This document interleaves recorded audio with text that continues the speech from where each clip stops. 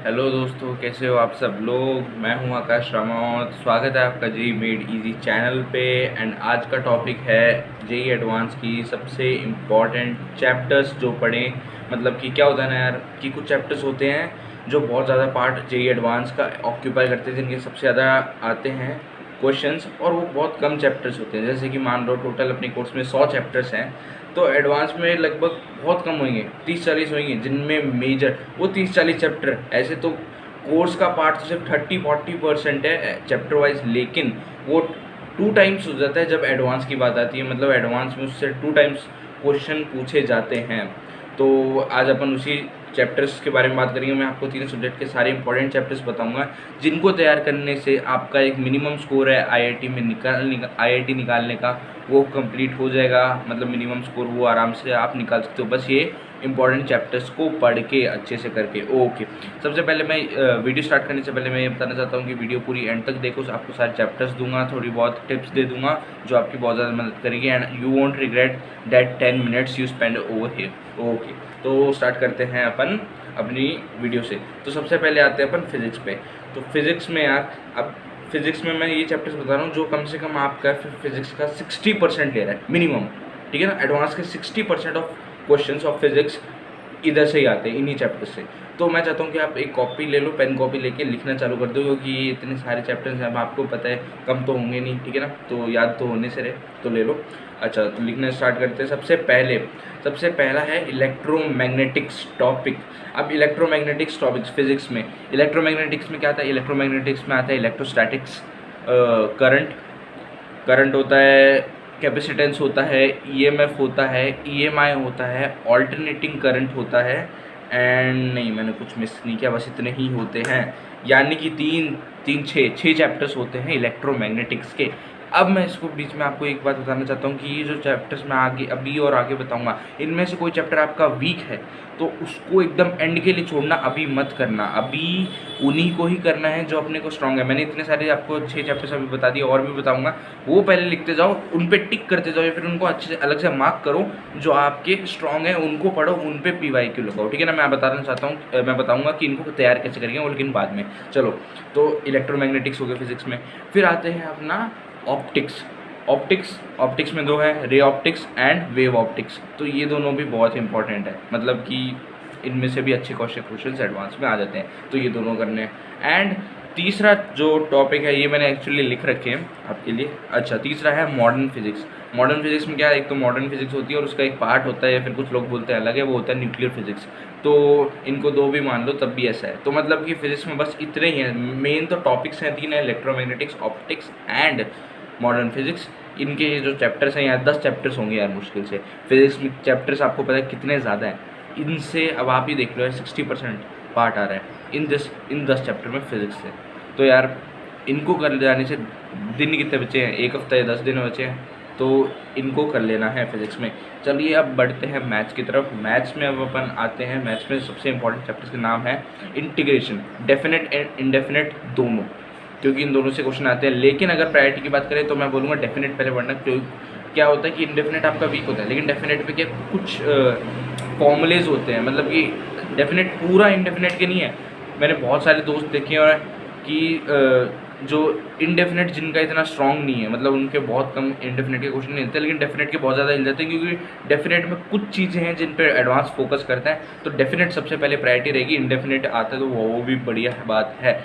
Okay, second आता है differential equation. Differential equation भी बहुत ज़रूरी है, उसका भी एडवांस में क्वेश्चन मिल जाता है। Probability, vector 3D, matrix and determinants. Matrix and determinants को लल्लू मत समझना यार, 2019 में भी उसने मैथ्स का पेपर बना दिया, बिगाड़ दिया था। इतना फ़र्क हो गया था एक चैप्टर ने, मैथ्स का पेपर कुछ लोगों का बिगाड़ दिया था तो कुछ का बना दिया था। इतना आया था ये, और इतना इजी टॉपिक है, हल्के में किसी को मत लेना। एडवांस में जो तुम्हें आता है उसको भी पढ़ो, हल्के में मत लो किसी को भी। तो यही चैप्टर्स हैं मैथ्स में, ये करना ज़रूरी है। अब किसी के कुछ भी वीक हो, इनमें से कोई भी वीक हो, तो उसको एंड में डालना, जो स्ट्रॉन्ग है उनको पहले करना। अब आते हैं अपन केमिस्ट्री पे। केमिस्ट्री पे अपन सबसे पहले आ जाते हैं फिजिकल पे। तो फिजिकल पे यार ये मैं बोल रहा हूँ, ये ले लेना। जैसे कि एक तो एटॉमिक स्ट्रक्चर है, बहुत इंपॉर्टेंट है, इजी सा चैप्टर है लेकिन आ जाता है एडवांस में उसका क्वेश्चन, ठीक है ना। फिर आता है बॉन्डिंग। बॉन्डिंग का हमेशा तुम्हें दिखेगा ही दिखेगा। अच्छा बॉन्डिंग, सॉरी इसमें आ गई, ये इनऑर्गेनिक का पार्ट है बॉन्डिंग, तो इसको उसमें ले लेना, लेकिन ये इंपॉर्टेंट है। ओके, इसके बाद है थर्मोडाइनमिक्स। थर्मोडाइनमिक्स बहुत ज़्यादा इंपॉर्टेंट है यार, आ जाती है बिल्कुल। इलेक्ट्रोकेमिस्ट्री 12th की केमिस्ट्री का पार्ट है। Electrochemistry, chemical kinetics and surface chemistry, यार ये बहुत ज़्यादा इंपॉर्टेंट। सरफेस केमिस्ट्री फिर इनऑर्गेनिक का पार्ट इसमें डाल दिया, सॉरी यार। तो ये मतलब इंपॉर्टेंट है, मतलब कि फिजिकल में तो देखो यही केमिकल काइनेटिक्स। केमिकल काइनेटिक्स में मेनली आरएनएस इक्वेशन पर ज़्यादा फोकस करना। Electrochemistry, thermo atomic structure. Physical में इतना ही है, जितना जल्दी उसके कर लो, जो वीक है उसको बाद में करना। चलो अब आते हैं अपन ऑर्गेनिक पे। ऑर्गेनिक पे यार सबसे पहले बात बताऊंगा कि तुम्हें सबसे पहले ये सोचना है कि तुम्हारे चैप्टर स्ट्रॉन्ग है, चैप्टर्स वीक है या फिर टॉपिक्स वीक हैं। क्या कुछ लोग बोलते हैं कि यार मुझे कार्बोनिल चैप्टर नहीं आता। अब आता क्या नहीं है, उनको कार्बोनिल चैप्टर की आधी रिएक्शंस नहीं आती तो वो बोलते कार्बोनिल नहीं आता। भाई कार्बोनिल में कुछ रिएक्शंस है जिस पर एडवांस सबसे ज़्यादा जोर देता है, तो तुम्हें जो जो टॉपिक्स आते हैं वो पढ़ के जाओ। मैं ये नहीं कह रहा चैप्टर्स आते हैं, क्योंकि कुछ चैप्टर्स ऐसे वीक भी तुम्हें मिल जाएंगे जिनमें तुम्हारे कुछ टॉपिक्स स्ट्रॉन्ग है कि उन पर क्वेश्चन आए तुम उड़ा दो, तो वो टॉपिक्स मत छोड़ के जाना तुम, क्योंकि हो सकता है कि उन टॉपिक्स में आ जाए, मतलब हो सकता है लक तुम्हारे साथ हो। ओके, तो सबसे पहले स्टार्ट करते हैं ऑर्गेनिक में। तो यार सबसे पहले स्टीरियो नॉर्मल तो पता होनी चाहिए, आरएस वगैरह निकालना, कन्फिग्रेशन वगैरह, ठीक है ना, आइसोमर्स वगैरह, ये सब आना ही चाहिए। फिर आते हैं अपन, अगला है कार्बोनिल। कार्बोनिल यार, कार्बोनिल कंपाउंड्स बहुत ज़्यादा इंपॉर्टेंट चैप्टर है। इसमें मेन फोकस करना है तो एल्डोल, कैनिजारो रिएक्शन, इन सब पे ही करना, मतलब कि बाकी सबको भी देखना है क्योंकि उसमें से भी आते हैं, लेकिन एल्डोल कैनिजारो से ज़्यादा आते हैं। ओके, अगला है एरोमेटिक कंपाउंड्स। एरोमेटिक कंपाउंड्स को यार बिल्कुल मत छोड़ना, अच्छा चैप्टर है और कम टाइम लेता है एज़ कम्पेयर टू बाकी। फिर आता है बायोमोलिक्यूल्स एंड पॉलीमर्स, इससे भी क्वेश्चन आ जाते हैं। इसका मैं रिकमेंड करूँगा एनसीईआरटी पढ़ो, नोट्स पढ़ो, इससे ज़्यादा कुछ मत करना, ठीक है ना। ये इससे आता है तो एनसीईआरटी लेवल का आता है। फिर मैं बताऊँगा कि जितनी भी रिएक्शन है ना, SN1, SN2, E1, E2, SN, ARSN2, ये सब एलिमिनेशन और रिएक्शन वगैरह सारी ये सब पढ़ आनी चाहिए आपको। मतलब आपको पता होना चाहिए कि क्या रिएजेंट डालूंगा क्या नहीं करूँगा, तो ये होगा, तो ये सब तो पढ़ना ही है, ठीक है ना। तो ये हो गया। और अपना पास है इलेक्ट्रोफिलिक एडिशन ऑन एल्कीन्स वगैरह, तो ये सब उसका ORM का पार्ट हो गया, ऑर्गेनिक रिएक्शन मैकेनिज्म्स। तो रिएक्शन मैकेनिज्म्स तुम्हें याद होनी चाहिए, इनसे भी क्वेश्चन अच्छे खासे आते हैं। ओके चलो, तो ये हो गया अपना ऑर्गेनिक फिजिकल। अब आते हैं अपन इनऑर्गेनिक। तो यार ये सबसे बड़ी ट्रिकी चीज़ है इनऑर्गेनिक। इसके लिए मैंने कोई चैप्टर्स नहीं लिए क्योंकि इसके लगभग सारे चैप्टर्स इंपॉर्टेंट है।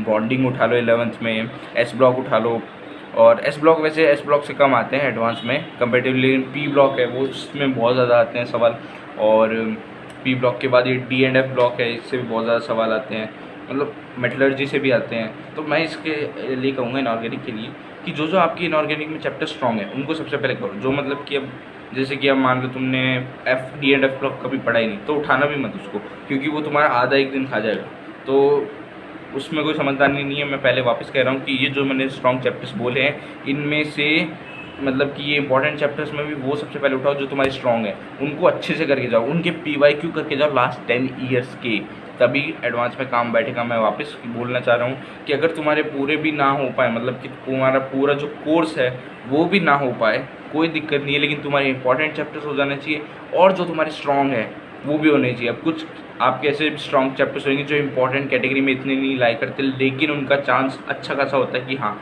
आ जाए, मतलब कि कभी कभार हो सकता है। तो स्ट्रॉन्ग पढ़ने हैं, इंपॉर्टेंट चैप्टर्स पढ़ने हैं और इन सबके PYQ लगाने ही लगाने हैं। इससे मैं गारंटी देता हूँ कि आपके अगले एक हफ्ता 10 दिन में आराम से 20 मार्क्स बढ़ सकते हैं, अगर आप ढंग से इसको प्रोसीजर को फॉलो करें। बात करें कितने घंटे पढ़ने हैं, तो यार मैं कहूँगा आराम से मिनिमम यार 11-12 घंटे कर लो यार, 11-12 घंटे मिनिमम पढ़ने हैं। कुछ बच्चे ऐसे हैं 15-16 घंटे पढ़ रहे हैं, मतलब कि जिनकी परसेंटाइल भी नहीं, अब आप सोचोगे तो टॉपर लोग हैं, नहीं यार, जिनके 150 नंबर आ रहे हैं वो भी पढ़ रहे हैं, क्योंकि उनको पता है यार लास्ट में कुछ भी हो सकता है। तुम्हारे फेवर में आ गए चैप्टर्स, लो तुम्हारा एडवांस निकल गया, ठीक है ना। तो मैं कहूँगा कि दम लगा के पढ़ो, ड्रॉप वगैरह के बारे में अभी मत सोचो और फोड़ डालो यार, ठीक है ना। ये चैप्टर्स अच्छे से पहले कर डालो।